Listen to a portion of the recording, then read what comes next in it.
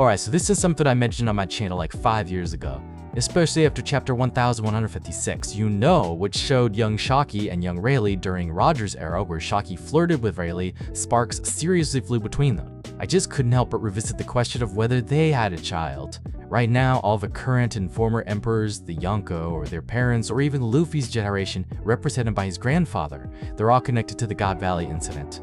Even though Mihawk isn't an emperor as the world's strongest swordsman, his bounty is at Yonko level, so he's effectively Yonko tier. He's Zoro's ultimate goal, and now that One Piece has entered the final saga, how could Mihawk not have his own backstory? Shocky and Rayleigh would be the perfect fit.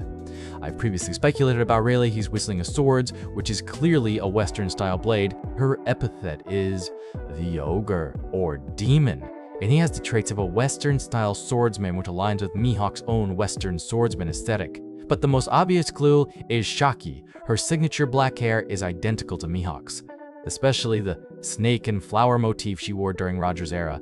Mihawk's outfit in that flashback seemingly bears the same pattern. Even now, the inside of Mihawk's coat has what appears to be, I'm almost certain this points to his epithet, Hawkeyes. After Roger became the Pirate King, he told Rayleigh, "I'm gonna have a son." Rayleigh jokingly replied, "You don't even have a kid." This indirectly suggests that Rayleigh himself already had a child. Of course, I must emphasize, this is just my wild speculation. But if this theory turns out to be true, then 5 years before the God Valley incident, the child of Shocky and Rayleigh, the future strongest swordsman Hawkeye's Mihawk was born.